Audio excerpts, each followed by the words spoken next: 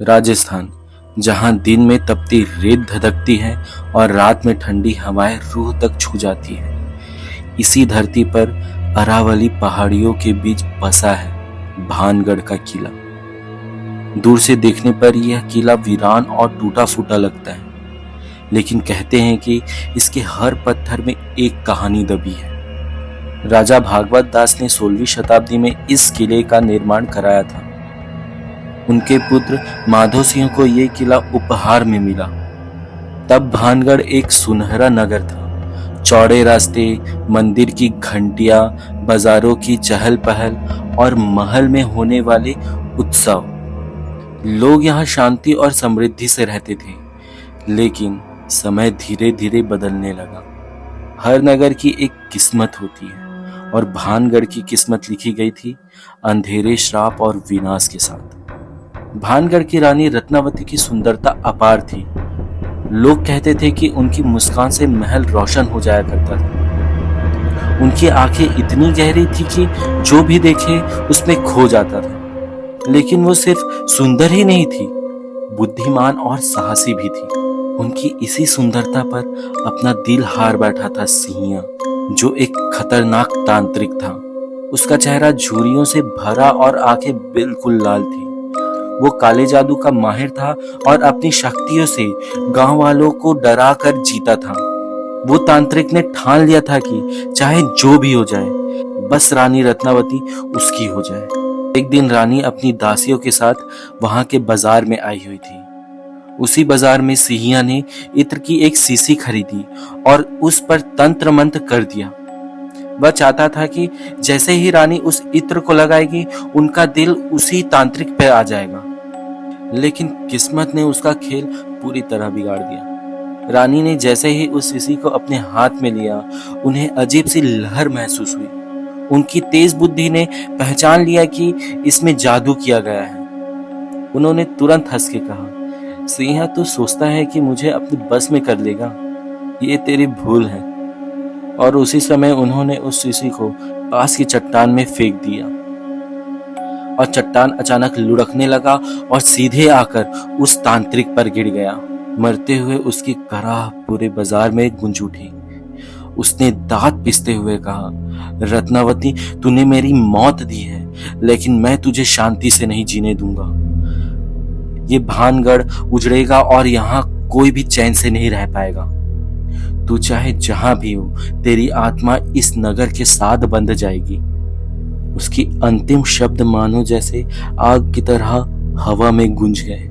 लोग कहते हैं कि उसी दिन से किले की दीवारों पर एक अदृश्य परछाई मंडराने लगी। उस तांत्रिक के मरने के बाद कुछ ही समय में पड़ोसी राज ने भानगढ़ पर हमला कर दिया।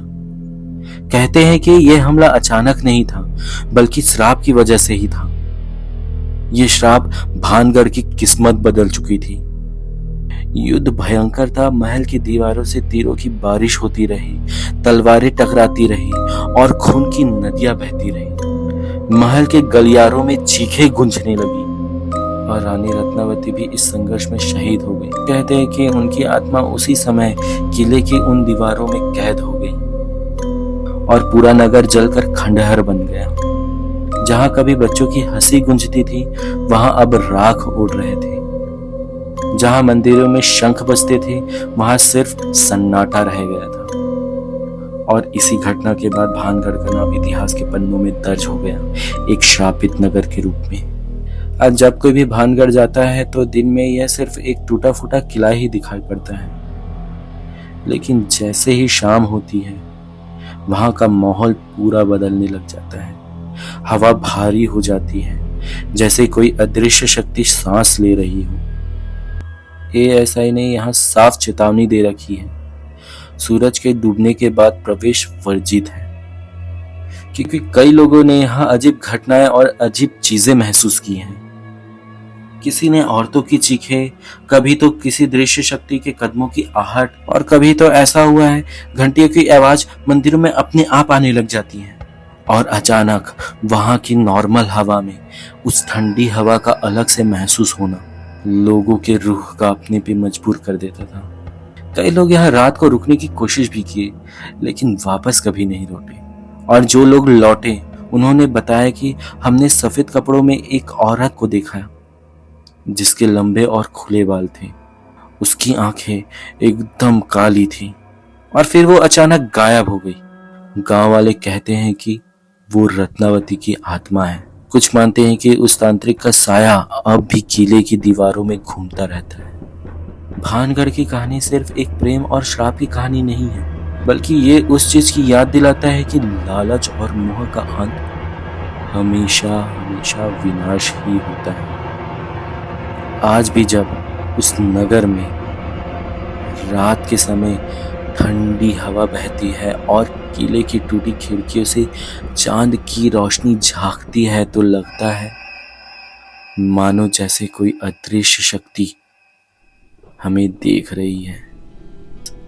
भानगढ़ आज भी वही सवाल पूछता है, क्या यह सिर्फ अंधविश्वास है या सच में उस तांत्रिक का श्राप आज भी जिंदा है?